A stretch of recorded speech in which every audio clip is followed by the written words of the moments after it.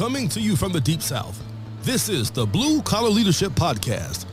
High impact leadership is not reserved for leaders, and it has nothing to do with your position, title, or rank.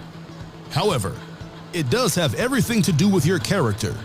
It's time to climb to the next level and beyond, personally and professionally. Now, let's start making it happen with your host, Mac Story. Hello, everyone. Thanks for stopping by the Blue Collar Leadership Podcast today.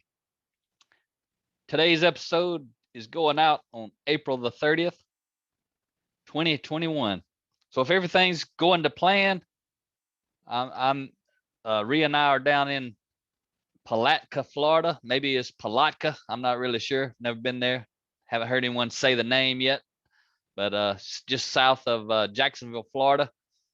And on April 30th, we're supposed to be in Palatka speaking to TIC Power, TIC Power. And we're going to be speaking to a group of their leaders for an hour. And then relative to the ladies that work in this organization, we're going to be doing a 4-hour session for women in construction. So that's going to be pretty cool. So hopefully everything's going to plan, and that's what I'm doing today. If you're listening to this on the day that the podcast actually came out, they actually bought 500 books to give out to their team members and having us down to speak. So that's a privilege to be there. Hopefully it's all going to plan, and that's what's going on today. And then we head home for a day. Then we head out to Dallas Fort Worth for 2 days of speaking with Kilgore Industries and also Trinity Fireside. So we're looking forward to speak to both of those groups on May the 3rd and May the 4th. So we'll be traveling a little bit, but we're excited to be doing that. It's always a privilege. So today I want to continue the series that I was doing last week. Not really a series, but just kind of looking back on my social media and the things that I've been sharing, and talk to you about that, and maybe a little more in depth than I shared on my social media. So one of the things I talked about on there was, I said the best companies have leaders who say they can't afford not to develop the people. The worst companies have leaders who say they can't afford to do it. And guess what? Both are absolutely right. How can they both be right? Because I promise you, leaders who say they can't afford not to develop the people, those leaders are working in, working for, working with, whatever words you want to use. I like to say they're working with, but they're working with people, high impact people, high impact individuals, high impact team players, other high impact leaders. They're in the top companies. They cannot afford to quit developing their people, because that's what it would mean in the best companies. If the best companies say they can't afford not to develop the people. The reason is because the best companies actually do develop the people relative to personal growth and leadership development, from the top leader to the newest entry level frontline employee team member. The best leaders in the best companies, they're growing and developing everyone. That's why they can't afford not to do it, because that means they'd have to stop doing it. And if they stop doing it, they'd start losing their best people. So they're right. They can't afford not to do it. But the worst companies, they have leaders who say they can't afford to do it. And I'm telling you, they're right. They can't afford to do it.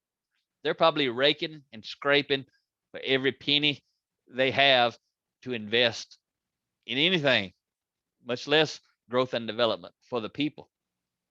And a lot of times the worst companies, they just have leaders at the top who are just draining every single penny of profit out, go and put it in their big nice house and a big nice boat and a big nice plane and a big nice bank account, and it's all about them. Those leaders, whether they struggling because they don't grow and develop their people, and maybe that leader doesn't have a big nice house and a big nice home and a big nice plane and all that stuff. Not all leaders have that. The ones who are struggling to operate their business, they definitely don't have it. And the reason they're struggling is because they don't grow and develop their people. But then there's the other type of leader who leads people well enough that he can keep folks employed but he milks every penny of the profit for himself, and it's his business, and that's why he's in business, to be successful in life. And he hasn't grown to the level, he or she hasn't grown to the level to see themselves as leaders who actually can move beyond success and wade into significance, where, you know, success is all about me being successful, but significance is all about me helping you be successful. And the best high impact leaders out there, they sacrifice a lot to grow and develop other people. They give up some of their profit, some of their income that could go to them and their family.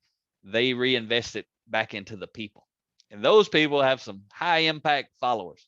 Those people want to follow them. Those leaders are worth following. Leaders who can't manage and lead their business at all, they're struggling to survive, and the people inside are struggling to survive. I hope you grow and develop yourself and go find you a better leader.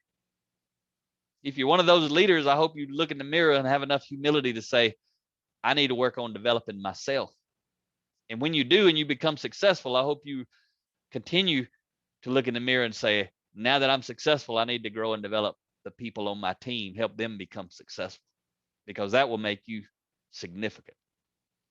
So that's one of the little nuggets I shared. Obviously, again, I don't share this much when I'm posting on social media, but I just had the idea the other day that I've put out a lot of stuff, and Ria's put out a lot of stuff that I could go in and just add to it. Maybe you guys would like this more. If you actually like this type of an episode, I'm still going to do my series on my book, Blue Collar Kaizen, Leading Lean and Lean Teams. It's going to be 30 weeks focused on the 30 chapters in that book for the second half of 2021. I'm still going to do that. And the reason I'm going to do it is because I've already told people I was going to do it. And I do what I say I'm going to do. I don't make commitments lightly. If I make a commitment, I'm going to keep it. Some of you may not want to hear it. Some of you may be waiting for me to do it because you do want to hear it, and I'm going to do it. But if you actually like the last episode I did and this episode, I'm probably going to do a couple of more like this before I start the actual 30-part series on my next book that I'm going to talk about. Let me hear from you. My cell phone number is 334-728-4143. You can call me. You can text me. Just say, hey, I like the podcast you're doing where you talk about what you've shared on social media, and I'll know what you're talking about. Or shoot me an email, mackstory.com, mack@mackstory.com. Shoot me an email. I'd love to hear from you. If you like these episodes, let me know, and I'll make sure I do more of those in 2022. I kind of like it, talking off the cuff. I can kind of mix in whatever's going on currently, and I can elaborate much more in depth than what me or Ria, either one, shared on social media. So they're nuggets. Again, I capture the quotes. Ria captures the quotes from books that we read. We don't just search. I don't get on. If you've read my books, you see they're full of quotes. You follow me on social media, you see I got quotes all the time. I don't get on Google and search for quotes. I read all the time, and I've been reading for years, every day. That's where I pull this stuff because it resonates with me. So reach out if you like this stuff. Let me hear about it. Or if you connected with me on social media, send me a direct message, or just find something I've shared and leave me a comment and say, hey, I like your podcast, when you focus on some of your social media shared content. And also, I haven't seen that I'm videoing these on Zoom now also while I'm recording them. So I take the audio and I put them on my audio podcast, but I'm actually doing a video. So we may take some I guess the best word is just a snippet of video, and I call them leadership nuggets. So we may take some of these and I may share them on YouTube or social media, that sort of stuff. But also, I got to watch it. I don't know what it's going to look like. If it seems worth sharing, I may share this entire video of each podcast on my YouTube channel, which is youtube.com/C/Mack Story. And there's already lots of videos out there, about 120 something plus, but I may create a podcast playlist and actually let you see the podcast where I'm just sitting in my office making the podcast. So I don't know. Right now, it's just on the radar. So I want to share with you now a something from Ria's social media on LinkedIn, and she's got the quote down there. Her quote says, "The majority of our influence comes from our character. The majority of our influence comes from our character." And then she says, when it comes to character, we should work on our weaknesses because those weaknesses will hold us back in life. But when it comes to our competency, we should hone our strengths because those skills will help us shine like a diamond. Being well-rounded won't help you become exceptional. It will keep you average at best. And you know, I share that same principle that what I just read from Ria's social media, her LinkedIn page. I talk about that all the time. Ria and I are very well aligned. We value a lot of the same principles. We read a lot of the same books. We read each other's books. We help each other edit. So we're going to be very much the same. But see, what's cool is all of us are unique. And what she said at the end, I don't ever say this, but it's true. At the end, because I always say, because a lot of people, they don't know. A lot of people don't know, so they say it wrong. They think everybody should work on their weakness. That's true in one regard, but not every regard. Remember what she said and what I say. Relative to your character, work on your weakness. And hardly anybody who ever says work on your weakness means your character. They just mean whatever you're weak at in life. Most often they're talking about a competency, a skill, some kind of talent, whatever you're weak in. If you were in school, if you're a student, your parent might try to get you work on your weakness relative to your competency. Maybe math's not your strength, so they make you focus on math. You do not so well in math, so you spend a lot of time and energy in math, and you're not good at it. You're probably not going to ever go out and make a living, especially a really good living at math, if you're not good at math. Whatever you're good at, that's where you should focus, competency-wise. Don't focus on your weakness, competency-wise. It's your weakness on purpose. You're not good at it. Best you could ever do is be average. Ria and I ain't trying to help you be average. We're trying to make you understand how you can take the stuff we're teaching and become exceptional.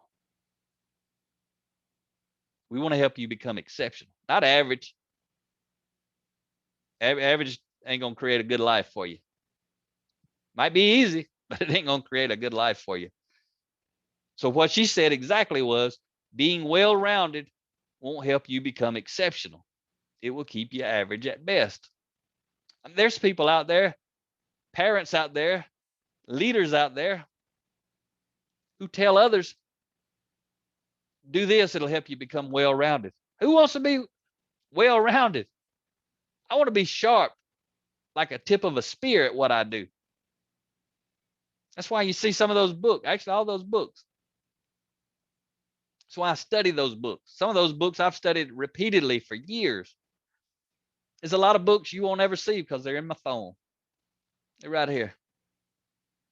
Electronic. You ain't going to see them. They up here.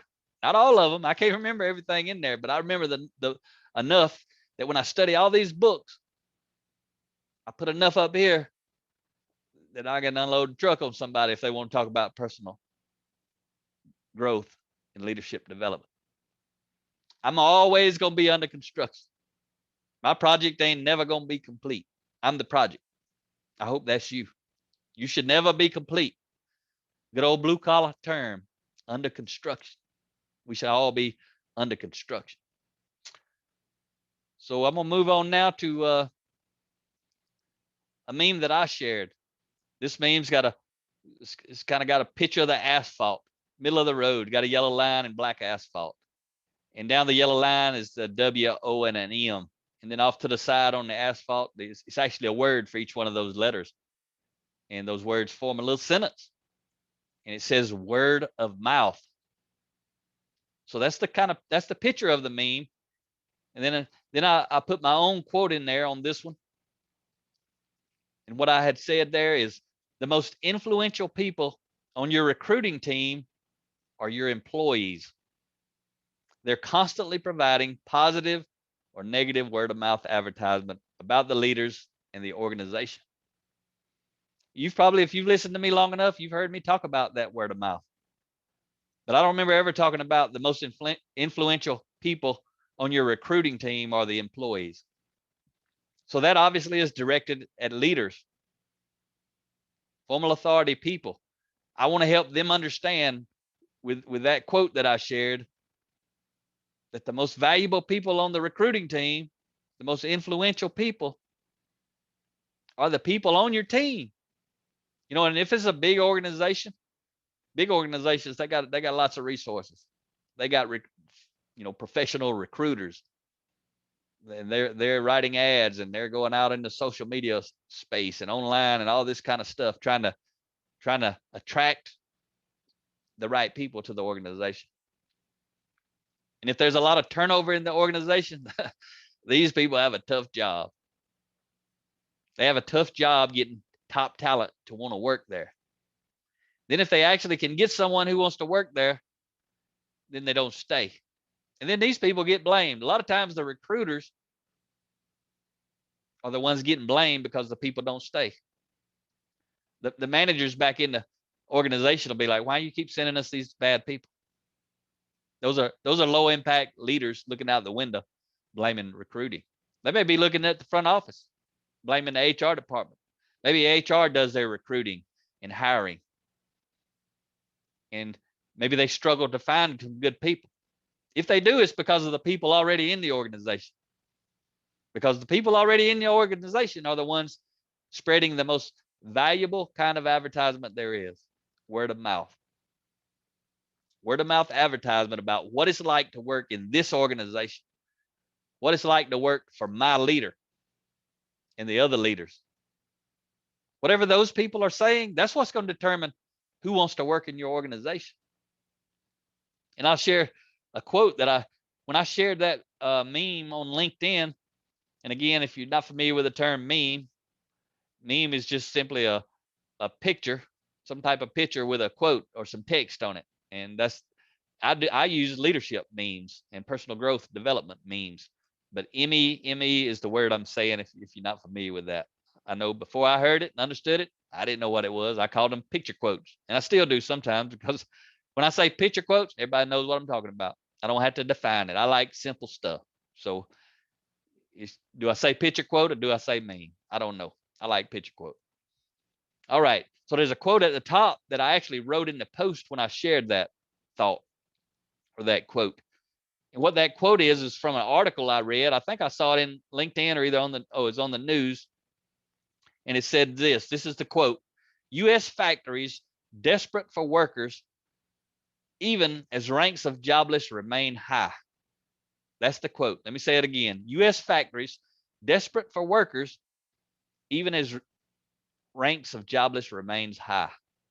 That was the title of a recent news article I read. And this doesn't surprise me after spending the first 24 years of my 33-year and counting career in manufacturing. First 24 years, I worked strictly in manufacturing. Now I support a lot of blue-collar leaders in all types of blue-collar companies and industries, and also white-collar leaders.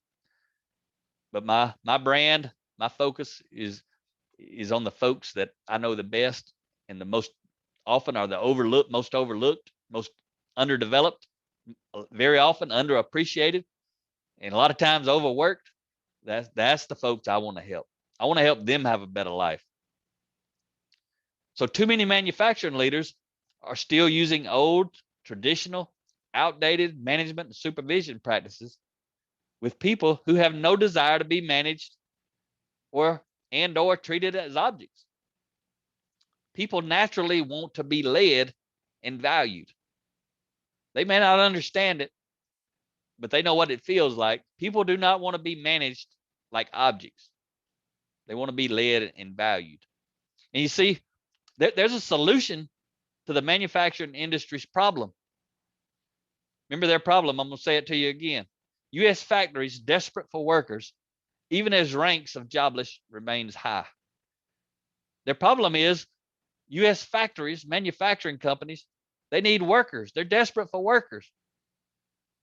And the people out of work, there's a lot of people out of work. The jobless number remains high, but they can't find them. They can't attract them.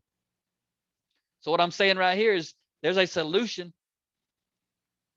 to the manufacturing industry's problem. Here it is. Manufacturing leaders must start valuing the people as much as they value hitting their numbers.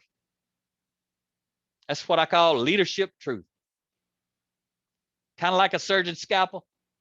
It might hurt a little, might hurt a lot, but it's meant to help. It's meant to help. I grew up in the manufacturing world. I started working in manufacturing 1988. I was basically 18 years old. And I worked as an employee in manufacturing until 2008. Then I started my own lean manufacturing, process improvement, consulting business. And I did that from 2008 until 2012. In 2012, I decided I want to do this. I want to really, really, really go out and help some people have a better life. I was trying to help improve the jobs and the processes so they have a better place to work. Then I started realizing and thinking, I need to help people develop this so they'll have a better place to live. And when I'm saying this, I'm pointing at my temple. I'm talking about my mind. I'm talking about your mind. It's all about mindset. So when leaders start valuing the people as much as they value hitting their numbers, when they do, they'll begin to attract and retain people instead of repelling them. When I worked in manufacturing, all those 20 plus years, it was always about production and the numbers. On-time shipping, quality percentage, on-time delivery, production, safety, lost time, everything all about the numbers. And a lot of the leaders, they always say it's all about the people. That's what come out of their mouth. But what come out of their leadership was it's all about the numbers. That's why in 20 years working in multi-billion-dollar global organizations, not one single company ever invested one penny or 1 minute introducing me to the kind of stuff that I talked to you about today. That's why I'm so passionate about it. We are an overlooked group, not just in manufacturing, but in the blue-collar industries. Most people who get to hear people talk about the stuff that I'm talking about, those are the executives. Whether they're white-collar executives or blue-collar folks who work their way up, now they're at the top. They may pretend to be white-collar, but they still blue-collar. Sometimes those people get invested in the big companies. A lot of times, even in a privately held company, they still don't do any leadership development, even for the owner of the company. A lot of times they don't do it. They've never done it. They ain't had to do it. They've been successful without doing it. But they're being left behind by anybody who is doing it. I can promise you that. So what you got to know, everyone in an organization is a brand ambassador, constantly spreading positive or negative word of mouth advertisement throughout the community and the industry. How their boss and other leaders make them feel plays a key role in whether that word of mouth is negative or positive. It's not the manufacturers who truly value their people that are struggling to find team members. They're constantly stealing the best and brightest from their competition. People are lined up waiting for an opening at these best-led companies. It's the manufacturing leaders who see their people as objects in the process who can't fill positions. It's not the great leaders leading the great companies. There's people at all these other poorly led and poorly managed companies. They got the resume, they got the application and maybe a copy of the resume sent to a lot of the best led companies. They're just hoping to get a job there. The best led companies, they're not struggling for people. They're not struggling to find people. They're not struggling to find people whether the unemployment is high or low. It doesn't matter. People say, well, what if unemployment's low? What if it's like 2%? Everybody who wants to work has a job. The other 2%, they don't want to work. How you saying they can find a job? How can they, I mean, not a job, but how can these companies and leaders find people if there's nobody available? Everybody's employed.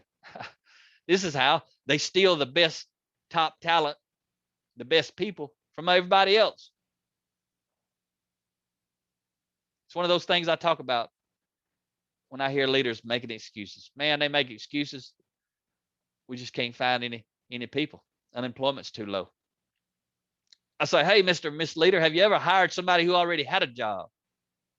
They say, yeah, of course I have. We have. I say, okay. So let's say unemployment's 6%. So you could potentially hire from that pool of people, 6% of the people who don't have a job. You ever hired from that group? Oh yeah, sure. Absolutely. Okay. So you've hired from 94% of the people are working. They have jobs, but you can hire from that group. And then 6% of the people don't have jobs. So you can hire from that group. So at any given moment, your organization actually has 100% of the workforce available to be hired. The question is, do they want to work in your organization? And for those manufacturing leaders who were interviewed in that article that I read, because they said U.S. factories desperate for workers, even as ranks of jobless remains high. I'm going to tell you this, a factory is a building. It's not desperate for anything. It should have said U.S. leaders desperate for workers. That's who's desperate for workers, the leaders. That factory can't think, feel, doesn't care. It's just there. It's just, it's just walls and metal beams and concrete full of equipment. That's what a factory is. U.S. leaders are desperate for workers. So I'll leave you with those thoughts today. Talk to you next time. Make it happen or someone else will. It might as well be you. Are you serious about taking your career and your life to the next level and beyond? Check out Mac Story's Blue Collar Leadership series books and others, now available on audio, along with paperback and ebooks at Amazon, iTunes, and Audible. Please visit bluecollarleadership.com to learn about Mac's books, programs, special offers, certifications, and more. Thank you for listening to the Blue Collar Leadership Podcast.